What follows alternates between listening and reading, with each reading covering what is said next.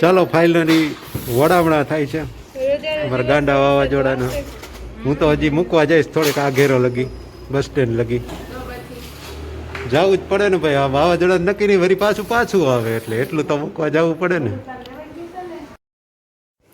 જા ટ્યુશનમાં જવાવાળા બાળકો તૈયાર થઈ ગયા છે.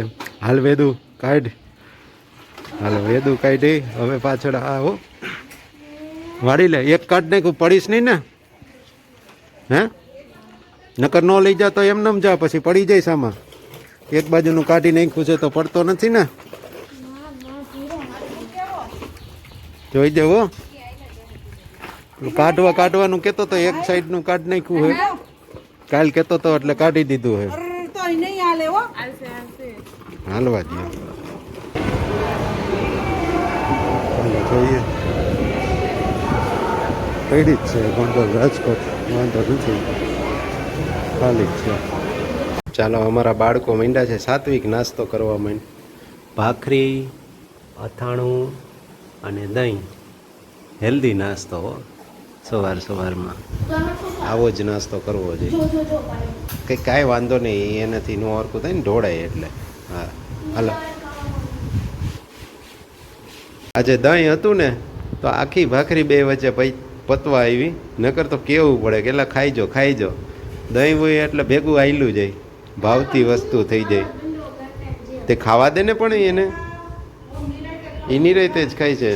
ચાલો તો આજના દિવસના વિડીયોમાં બધાનું સ્વાગત છે. બધાને જય શ્રી કૃષ્ણ, જય સ્વામિનારાયણ ને જય માતાજી. ઘણા દિવસ પછી આપણી સાથે વાર્તાલાપ કરવા માટે ઉપસ્થિત થઈ ગયો છું. થોડું ઘણું વાતાવરણ સ્તબ્ધ થઈ ગયું છે, હ્યુમિડિટી વધી ગઈ છે, વરસાદ આવે એવું વાતાવરણ છે. જોઈએ હવે આવે છે કે નહીં. અને વિધિ મારી જે કઝિન સિસ્ટર આવી હતી એ પણ જતી રહી છે, એટલે હવે બાળકો પણ ઘણા એને મિસ કરે. ને બીજી વખતમાં પાછું ગઈ ત્યારે શિવું ને વેદુ ને બધા કહે કે વેકેશન પડે એટલે, કારણ કે બાળકોને એની સાથે મજા આવે, થોડો ટાઈમપાસ થાય ને નવું કંઈક પ્રવૃત્તિ કરાવે રાખે, એટલા માટે. એટલે આવું બધું હોય. નાના હોય ને ત્યારે આવું કોક હોય જ કે જે આપણાથી થોડું મોટું હોય ને એ પછી આપણી ઘરે આવતું હોય ને તો મજા આવે. એટલે બાળકોને એવું બધું હોય ને. એમાં એક વાત જે ખૂબ જ સારી મને લાગી એ હું તમને કહું કે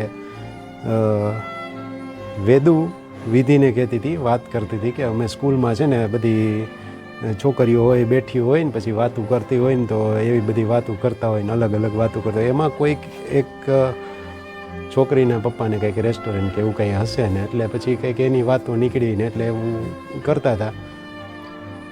બધાય પોતપોતાના પપ્પાને વાતું કરતા હોય ને વખાણ કરતા હોય ને એવું બધું કરતા હોય તો તું કહેતી હઈશ ને કે મારા પપ્પા ગમે એવો દાંત હોય ને તોય કાઢી નાખે એમ. એટલે વેદુએ કીધું એ ના રે ના, આપણે એવી હવા ન કરાય ખોટી. કહેવાનો મતલબ આવડી નાના હોય તોય પણ કેટલી બુદ્ધિ હોય છે કે કોઈ પણ ભલે આવડત હોય પણ તોય આવડતનું અભિમાન નહીં કરવાનું. શીખવા જેવી વાત એ ઘણી વખત આવી રીતે નાના બાળકો પાસેથી પણ આપણને મળે. આપણને એમ લાગે નાના બાળકો છે એને શું ખબર પડે છે, પણ એને આપણા કરતાં ઘણી વખત વધારે સમજણ હોય ને વધારે સમજણવાળી વાતો પણ ઘણી વખત કરી લેતા હોય. એનું જ આ એક ઉદાહરણ કહી શકાય. અને આપણે જ્યારે અત્યારે એવડા હતા ત્યારે એટલી બધી સમજણ નહોતી કે જેટલી અત્યારની જનરેશનમાં હોય છે. ઘણામાં હોય છે, બહુ હોય છે. અને હા, આજકાલ ઓનલાઈન ફ્રોડના શિકાર ઘણા બધા બનતા હોય છે. એમાંય જે યુવાન નાની ઉંમરના હોય, 40 વર્ષ 45 50 કે એવી ઉંમરના હોય, કોઈને કોઈ હવે આમાં તો એટલી બધી સાઇટો ને એટલી બધી એપ્લિકેશન ને ક્યાંથી કોઈક આપણને બીવડાવે કે ગમે એ કરે ને એવી રીતે ડરના માર્યા પછી શું થાય કે પૈસા આપી દે ને પછી એમ થાય કે હવે આપણે ઘરનાઓને શું મોઢું બતાવશું ને એવું બધું ઘણું બધું બનતું હોય ને એના લીધે ઘણા બધા સુસાઇડ કરવાની પ્રયત્ન કરતા હોય ને ઘણા બધા સુસાઇડ કરતા હોય છે. ને આવા બધા બનાવો હવે જાહેરમાં ઘણા પ્રકાશમાં આવે છે. ત્યારે આવા બધા બનાવો આવતા હોય ને ત્યારે ખાસ આવા ઓનલાઈન જે ફ્રોડ થાય એના શિકાર થાવ ને એમાં બીવાનું જ ના હોય. કદાચ આપણું થોડું ઘણું નુકસાન થયું તો હવે એ જતું કરવાનું જે ગયું એ, પણ જિંદગી ન જવા દેવાય, કારણ કે જિંદગી કિંમતી છે. નેચરલી આપણી ડેથ આવે ને એનો વાંધો નથી, હાથે કરીને સુસાઇડ ક્યારેય ન કરાય. આના માટે આપણા શાસ્ત્રોમાં પણ ધાર્મિક બધા સંપ્રદાયો એ પણ ના પાડે છે. અને તમે સામાજિક સંસ્થાઓ જો બધા ના પાડે કે સુસાઇડ ક્યારેય કોઈ પણ સમસ્યાઓનો હલ નથી હોતો. માણસ માત્ર ભૂલને પાત્ર, આપણે બધા માણસ છીએ તો ક્યારેક ને ક્યારેક કોઈક રીતે ક્યાંક અટવાઈ જાય ને ક્યાંક ભૂલ થઈ જાય. હવે કંઈ એવું બધું નથી કે ના થાય. ગમે એટલા સ્માર્ટ હોય ને તો એને ફસાવવાવાળા પણ અત્યારના સમયમાં આ સમયમાં પડ્યા છે, તો થાય. હવે એમાં સ્વાભાવિક છે. તો સરળ રહેવું. કદાચ ક્યારેય ફસાઈ ગયા હોય તો આપણા જે સ્વજનો હોય કે પછી મિત્ર સર્કલ હોય કે એને કોઈને જેને આપણે ખુલ્લા મને વાત કરી શકતા હોય ને એને વાત કરી દેવી. કે ખોટા વિચારો ને ખોટું એનું ચિંતામાં ન રહીએ ને એ બહુ જરૂરી છે અત્યારના સમયમાં. ઘણી વખત આપણને એમ લાગે કે આ વાત મારા સ્વજનોને નથી કરી શકતા, તો કોઈ દૂરના વ્યક્તિ હોય કે જો એવા વ્યક્તિ હોય એની સાથે પણ વાત કરી શકાય. પણ આવા પગલાં ભરવા એનાથી બહુ બધી તકલીફો થતી હોય. જે પરિવારના સભ્યએ આવું કર્યું હોય તો એને પણ તકલીફ થાય. એટલે આવી બધી માનસિકતાથી થોડું દૂર રહીને એ વધારે સારું. અને ક્યારેક આવી રીતે આર્થિક નુકસાન થયું હોય કે કંઈ પણ એવું થયું હોય તો એમ માનીને જતું કરવું કે ગયા જન્મના દાખલા તરીકે આપણને માની લ્યો 5 લાખ કોઈક આવી રીતે લઈ ગયું છે તો એમ વિચારવું કે મારે એને 50 કરોડ આપવાના હતા, આ વાત ખાલી 5 લાખથી પૈતી, એમ માનીને જતું કરવું.